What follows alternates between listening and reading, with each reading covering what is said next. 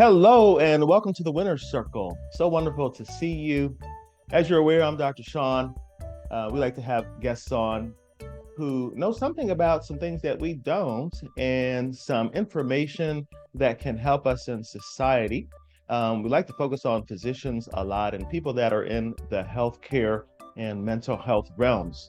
Today, we are honored to have Dr. Aisha Bailey. My understanding is that she focuses on the little ones in our society. Dr. Bailey, welcome to the Winner Circle. It's great to see you. Thank you. It's an honor.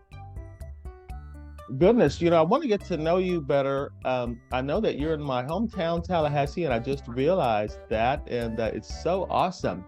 So we have some things to share. Why don't you? I wonder if you could just give us a little background for the people that are following you and me. Sure. So I'll go all the way back to, I guess, where I grew up. I actually started growing up in Boston, Massachusetts. I ended up going to Milton Academy and then ended up moving to Dallas, Texas, where I went to the Hockaday School, and then ended up moving back to Connecticut, where I kind of went to public schools for a couple of years, then went to Phillips Exeter Academy for high school. And then I was an undergraduate at Brown University majoring in English. And the reason why I was an English major is because I really loved creative writing and didn't really want to give that up. But I had already always known since I think was 3 years old that I wanted to be a pediatrician. So I will say at Brown, my junior year, I decided to study abroad in Zimbabwe. And I did that for about 6 months. I was able to kind of see Zimbabwe, Namibia, Botswana, South Africa, and it was a life-changing experience. That only reinstilled my passion for medicine. So when I came back, because I was an English major, I graduated and then moved to New York City, where I went to Columbia Post-Bac Pre-Med program, did all my science courses, and I was studying there as a research assistant. And during that time, that's actually during the time of September 11th. So a few months later after that, I was able to participate on the 9/11 and victims of Flight 587 re-identification or identification process. So that involved talking to a lot of families. Obviously, I was able also to sit in on autopsies, but it was an emotionally arduous experience, I would say. It was rewarding in some ways, but very painful in others. And so that's kind of where I started, I think, really exploring those realms of empathy and healing and really delving into people's suffering and grief and exploring that in myself. So I was able to kind of channel all of that energy into a greeting card company at the time. It ended up becoming a greeting card company called Aisha and Company. And during the time of when I was applying from post-bac to medical school, I was also doing shows where I would display my works. And I ended up coming up with a line of multicultural babies from that called Aisha Babies that came out in 2004. And I've kind of had dual roles as a CEO of Aisha and Co. still and becoming a physician. So I then went on to the University of Medicine and of Dentistry in New Jersey, which is now Rowan University School of Osteopathic Medicine, and studied there, did my fellowship at Jersey Shore Medical Center, and then came back to do an extra couple of years of neuromuscular medicine. And then ended up kind of practicing for a time in New Jersey. I had my own osteopathic manipulation clinic in Jersey, while I was also at a private outpatient office in New Jersey, and then finally decided to make the jump to Tallahassee. I've been here for about 9 years, and I've been in private pediatric practice for 6 years with my practice Ask Pediatrics. And I will say It's a little bit of a marriage of Aisha and Co. and medicine, in the sense that I have my characters throughout the rooms. I have a statue of my mocha girl who I will show you. She came out in 2004.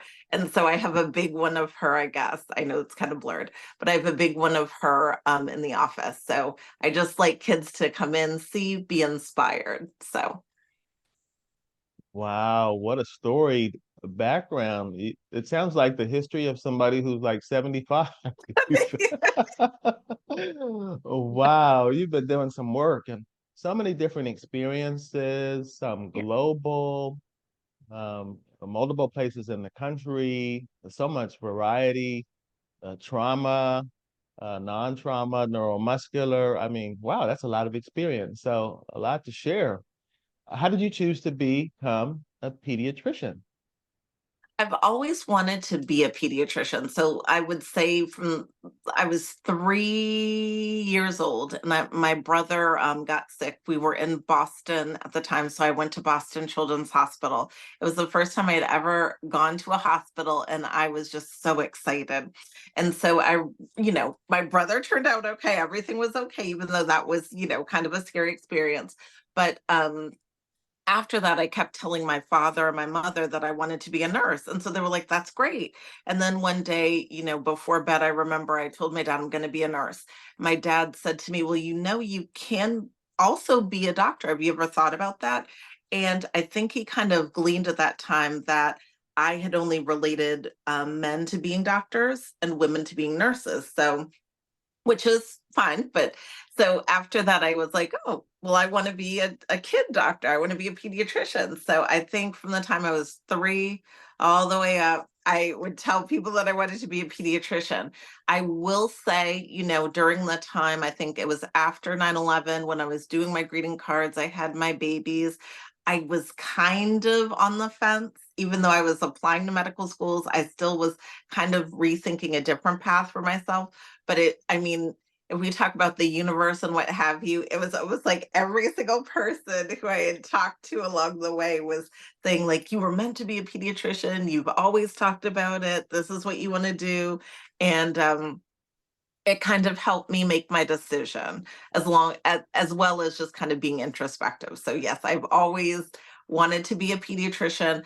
I feel like I have a sense about children as well. I can kind of understand what they're going through, even though they don't have to say anything. Um, Even babies. And so I know some of my parents are probably kind of creeped out, and it's not a creepy way, but even for my babies, like as soon as they come in as newborns, I start speaking to them, talking to them, and they respond. And it's so funny because family members will say they're responding. And I'm like, of course they're responding. They're human beings. They know what to do. So I always love communicating with kids, regardless of their age, circumstance, what have you. It's my passion. Wow. Well, it really does show. I'll let the audience know that I follow you on LinkedIn. I see your posts and I see not just information, but the manner in which you share it, your sincerity and your warmth. It's obvious that you are doing what you have been called to do. So that's why I really wanted to ask you. I'm so glad that you came on the show. And I was thinking, I've heard you talk about adolescence a fair amount. Mhm. Um, but is that you alluded to infants. Is there a particular area that really you like to specialize in, or is it everybody all the same, children? It's everybody all the same. I think the reason why I started doing those videos is because I don't know if it's where I am regionally. I don't know what's kind of going on politically. I will just say that I feel like sometimes there's a reimagining of what childhood is. And especially on social media, I feel like kids can get kind of captured in that picture. They're adorable, they're this, they look a certain way. And the thing is that the human experience is so much deeper, right? Childhood can be fun, childhood can be painful. And I feel like with my videos, I'm just trying to give tips and tricks to parents, but I'm also trying to remind people of what it's like to be a kid, and also that as adults, we're kind of here to help kids. I will say that there's been more backlash, especially with parental rights. That's fine, but what's kind of happening is that there's more of a reimagining, like I said, of adolescence. So, for instance, I'll have a lot of parents who are kind of in denial of what their kids are doing or what their kids are exposed to. And rather than being in denial about what's going on outside, I feel like it's about seeing their kids, if so, seeing their Mhm. kids, knowing that their kids are going through a transition, knowing that their kids are growing up. Even with toddlers, I'll find that all the time. I have parents who are like, they were so great as infants, and now as toddlers, who are these people? And so, what I want parents to kind of do is open their minds and realize the goal is that they're becoming adults at every single time, since from when they're born all the way up, they're transitioning to adults, and that's what we're here to help them do. And so that's really why whatever I'm putting out, I'm just saying, we know that they're going to become adults, guys. Like, that's the goal. So let's do this. Because a lot of times, especially as a parent, and I understand it too, my child will reach a milestone and I'm like, oh my goodness, that's the milestone. And so and he'll even look at me like, well, what's wrong with you? I make it a point of saying, as your mother, I am almost like lamenting that that's the last time I'm going to see it, but I still am so supportive of your future growth. And I think as parents, that's what we have to keep impressing upon our children. They're going to grow. So you can't have them, captured at 3 or captured at 4. They're not going to stay that way forever. So we just have to support them along the way. Wow, that's cute. As you describe your role, it sounds like many times it's translating for the children. It's connecting the parents to the children in kind of a different way, and also being kind of an explainer of the process. I hope that I'm characterizing what it sounds like you're doing Yes. adequately. Yes. Yes. Yeah. And Yes. what occurred to me for the first time ever, I think, is hearing you describe that and watching our children grow.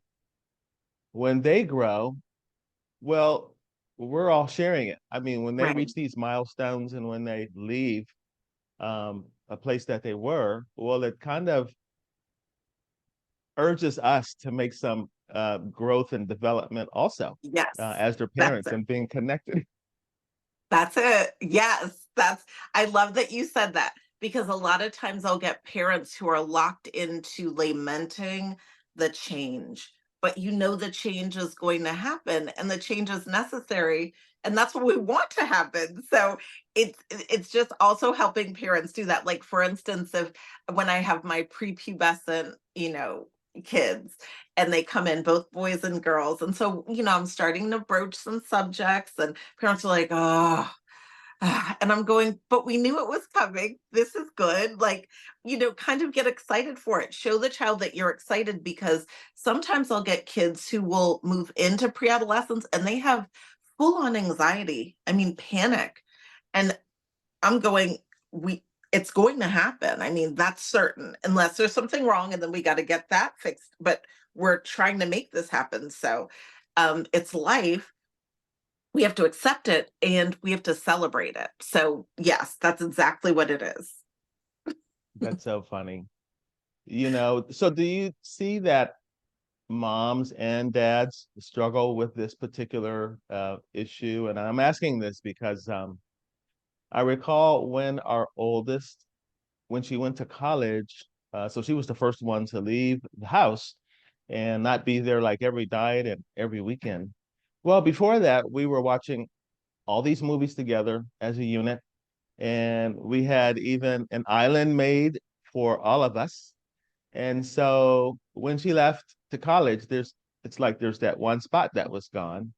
And also we had these movies that we were not seeing. And so pretty soon my wife was like, we have to watch these movies. We can't wait for her to Good, be available. good, And I'm like, what? Like, oh good. wow, okay. Yeah, let's do it. Good. No, Do you're you see right. do I you do. see I moms and think dads struggling with this? yes, in different ways, but yes. And so I'm really glad that your wife did that. I think that was very healthy because otherwise you're kind of in memoriam, like I said, to that specific time in your life and in your daughter's life. But she's going to go on to college, have all these amazing experiences, come back, and you guys could still be mourning that one place. And she's like, okay, but like there's all this other stuff that's happened to me. I've grown. Like, let's be happy about this. And I know I'm saying that I haven't had my child leave yet, but I do know that, that's something that I'm going to have to work on with myself and at the same time separate that from him moving on. And so that's why it's like I said, at every point I reach, I'm going, oh, I'm kind of lamenting, but then also celebrating and letting him know there are two different things going on here and they're not related to you in a way. They are, but they're not, right? Keep growing, keep doing, keep thriving. So I think that's great. That's really cute. I mean, it's just so much. I never really thought of it like that. And now you alluded to your son, and so you're helping other people with their children, and you're also doing the same at home. And I have been interested to know from you, Dr. Bailey, um, is there any part of your, let's say, personal life Mhm. that stands out the most that influences how you um, uh, take yourself to work and how you provide at work and how you give and take care of people? Okay, so yes, I will say I moved down here, like I said, about 9 years ago. And I will say I don't talk about it a lot. I am a single mother, so I'm a single mother who has her own practice and who is here in the South. One of the things that being in my position and my experience has given me is grace. And what that means is that there have been situations that been put in, even as a physician, as a Black woman, um, where I feel like I can understand my patients. So when they're coming in and they're talking about certain social things or they're talking about different hardships, um, I do not have the privilege, I will say, of being judgmental, if you will, because I may not have been put in that specific circumstance, but I've been in something similar and I can then relate and kind of help to lead them out of that. Sometimes what happens, especially, is if I have, a parent or parents that are going through hardships, and sometimes what I get back is like, sorry, doc, we didn't come in routinely because this has been happening and this has been happening and this has been happening and this has been happening. One thing that I do impress upon the parents is life happens, but I don't say it like life happens. It's I understand, but it's also noting that this child is with you and going through those things. And depending, when you're going through those things, that child is going through those things. And so you want to kind of keep that barrier. Like I always say, like, since my child was born, I've always been like, my number one job is to keep you safe. And so No doubt. so for me, I try to impress that upon parents because a lot of times with I think especially this new generation, it's like I'm experiencing this and I'm going through this and I'm like, yes, yes, yes, one moment. But your child doesn't have to go through that because the things that you're going through are a little bit different. And there are feelings and consequences to your child feeling like they're going through those things, that maybe they shouldn't have to experience yet. So it gives me grace. The other thing is that when people are going through things, I listen. I have learned to just shut my mouth, to really listen to what they're going through, because a lot of times, let's say if there's a parent that's coming in and there's a lot of anxiety about something or there's fear or anger, I stop. I then address the parent and I'm like, well, what are your fears? What's your worst fear? Like I may get a mother who comes in and they'll say something like the head shape's wrong, or they're not moving their arms, or this is happening, and I'm going, okay. And then I give them reassurance. We do the neuromuscular check, we do the physical. Next time they come in, this is wrong again. This is still wrong. So then at that point, rather than saying, giving reassurance again, I'll say, okay, what's your worst fear? What are your fears? Like, what is the worst thing that can happen with this thing that you think is so wrong? And then they may go back to, well, I had a brother who had cerebral palsy, or I have a cousin who has epilepsy, and I did some research online, or through the family, they've always impressed upon me that we have to check this. And see, I get that all the time with pneumonia too. Like people just freak out about pneumonia, which is true. It can be scary, but it's almost like pneumonia and death are related. So when I say pneumonia, they're like, oh my goodness, not pneumonia. Oh my goodness. So I have to explain what that process is and break it down, and then give them a plan and say, we're giving your child medications. This is what we're going to do at home. You're going to follow up with me. But I don't want, and I always say this to parents too, I don't want you to keep focusing on that one thing, because your child's doing all these other amazing things, right? So let's look at the big picture. If you're only focused on that one little thing, you're going to miss all the other beautiful things that your child's experience and life has to offer, and your connection with that. Wow, that's lovely. That's lovely. And it sounds like you're touching on some universalities of parenthood. And you reminded me about those also, and some of the fears, some of the anxieties that we've gone through. And Mhm. I have gone through that also because, that's just a part of it, I believe. And because we want them to do well and we want it so badly. We were Right. watching Young Sheldon recently, my wife and I were, and one of the characters, Georgie, he had a baby, and it described the first ride home. I think he was driving about 5 miles per hour. And it's one of these drives that a man never forgets when he's doing that drive, and it's just crazy. Same roads, same car. The only thing that's changed is a child, and there, and all of a sudden, everything you can feel every bump, and so Right. that anxiety, it just feels like a part of probably any caring parents and well meaning parents' journey. So I'm sure that you're doing a wonderful service by helping people to kind of get over that and get through that in a healthy manner, and do it so that they can help keep their kids healthy also. Right. Any other messages that you think are, let's say, universal, that you feel like you're always doing, like kind of an overarching message Yes. that it just feels like you're saying it all day in one way or another? Can you think of? Yes. I always am thankful about my life and my experience, and not in a self-righteous way. Um, it almost seems like a cosmic joke, universal joke, I don't know, where there are some times where you're going through things, and then you walk into a room and somebody is there who is doing much worse than you are. Um, and that is something I always take into account.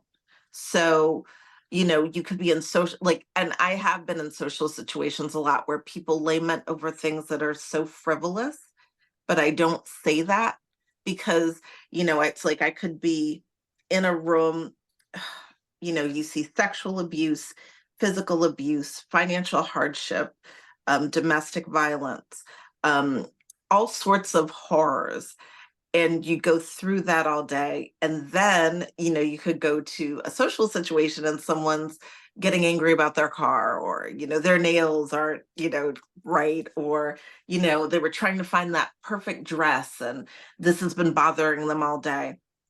And I have to say that what happens is I don't really engage as well anymore, because there have been so many things, especially since COVID was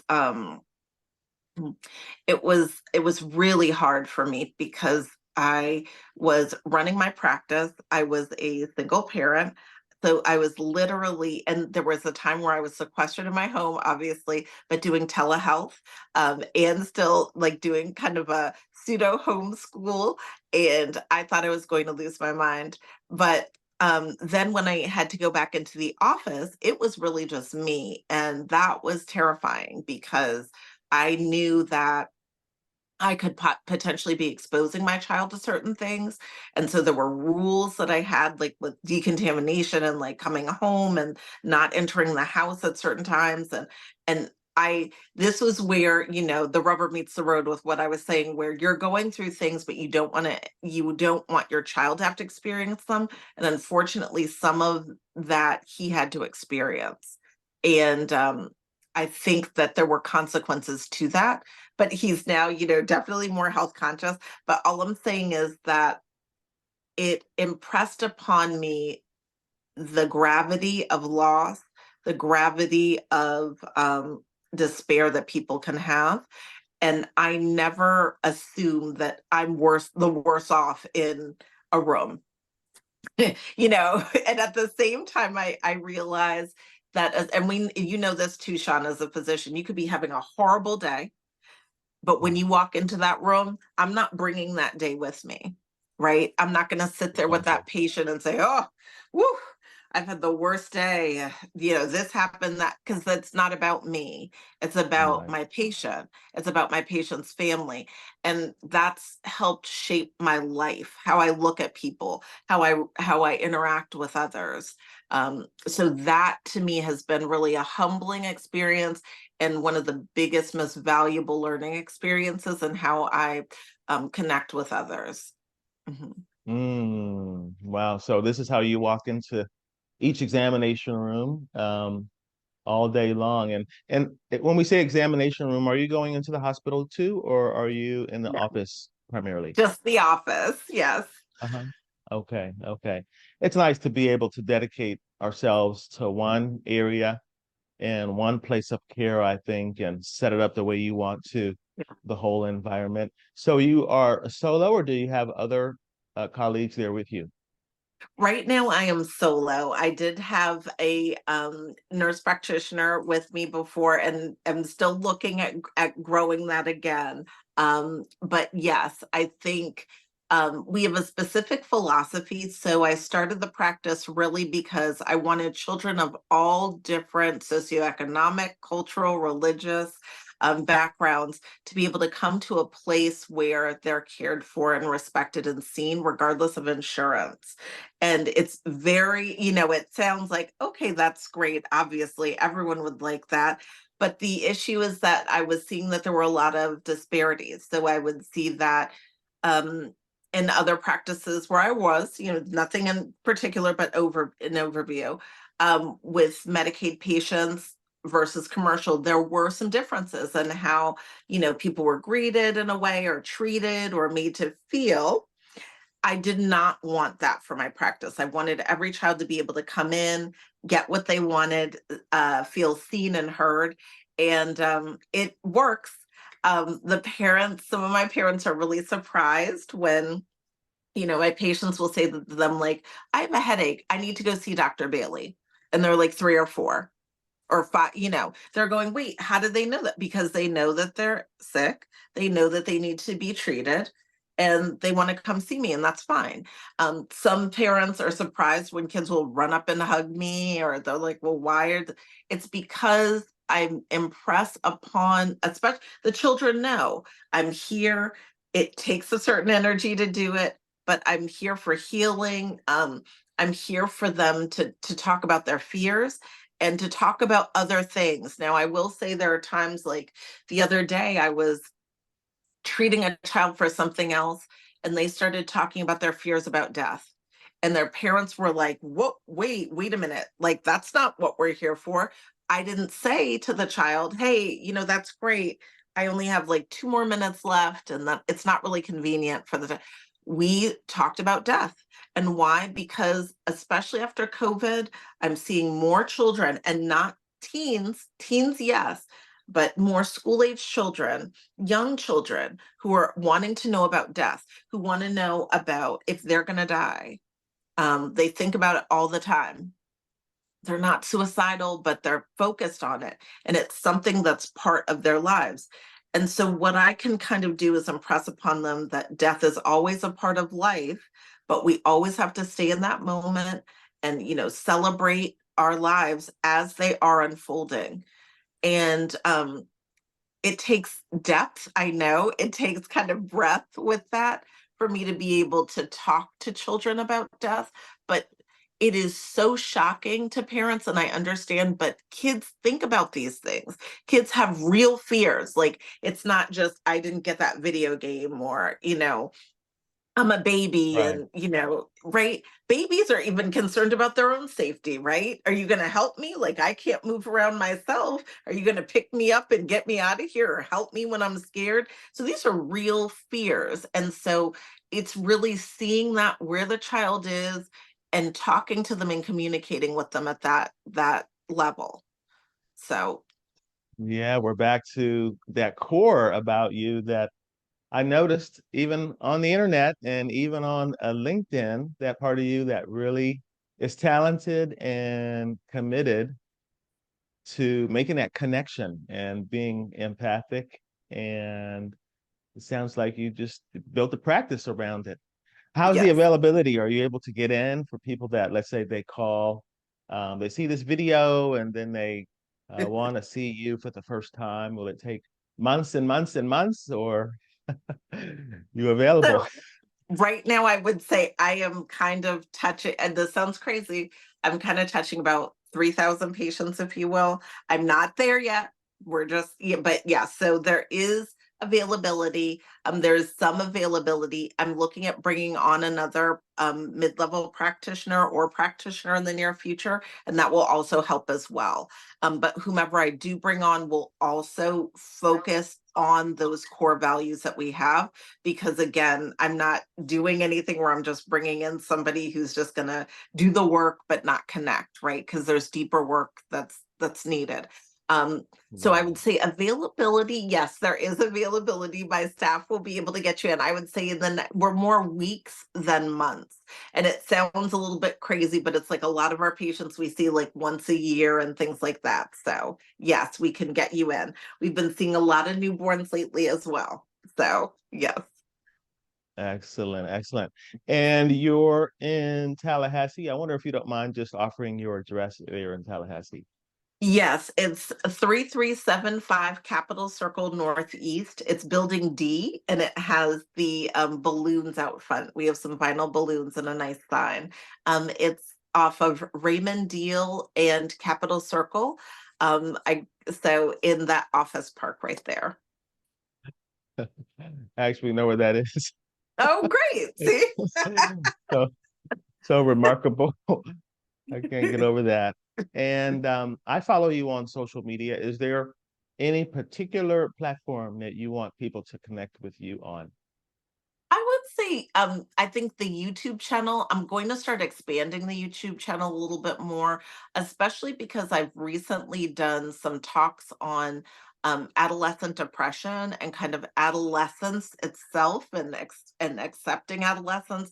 I'm going to start also focusing on parents and how they can help their adolescents through this time and communicate with their adolescents, and some other videos on toddlerhood, infancy. So not just educational videos, but like how to talk to your toddler, what to do, how to support your toddler at every age or child at every age. So I think YouTube is great. I know you probably see it. TikTok I am on because my patients are on it. And so it's also easier to edit and things and then just kind of disseminate. So even though I do create my and I do have a following on TikTok, I really like YouTube as well. So maybe those two. And I believe it's Ask Peds. Yes, I'm sorry. So on TikTok, I am Dr. Cuddles. So it's ADB1217. And then for YouTube, it is at Ask Pediatrics, one word, 1045. Okay. Okay. I wonder if you can share those with me, and I'll make sure that we distribute Definitely. it with the video. Well, it's been wonderful to have you on the Winner's Circle. You're very special, and your warm approach, it absolutely comes through. Even just on LinkedIn, where things are kind of dry and gray, they have a tendency to be that way, but you stand out like the warm a person that you are. And so that's what attracted me to think that you would be just such an awesome person to have and share on. So thanks so much for coming on the Winner's Circle. Any parting words that you want to leave us with? I know I can't think of any. I would just say, you already know this, Dr. Sean, but it for everybody else, just try to be there for other people if you can, right? And I've always been someone who's always thinking about how can I offer a service in some way. Sometimes it can be too taxing, but just try to be there for somebody, whether it's a listening ear. It doesn't always have to be a helping hand, but people will appreciate that. So if you can look at your life as being through service, hopefully that will, give you gratification as well, but it brings higher meaning and purpose to your life. So just try to always think about that. Even if you're going through the worst of times, try to think about that and do it. Excellent. And we do need that reminder that we are here to serve one another. And when we're not doing it, we tend to feel miserable. So it does help us to feel grounded and feel peaceful. And many times we find our happiness there. So that's a wonderful reminder. Thanks for that. And thank you all for watching. Follow us, follow Dr. Bailey. Hasn't she been wonderful? And just a true source of somebody who's there to hear and connect. It's exactly the way that I wanted to get this season started off. And so we'll thank her once again. And we look forward to having you jump on for more shows. Keep your eyes open. Until next time, keep winning, guys. Take care.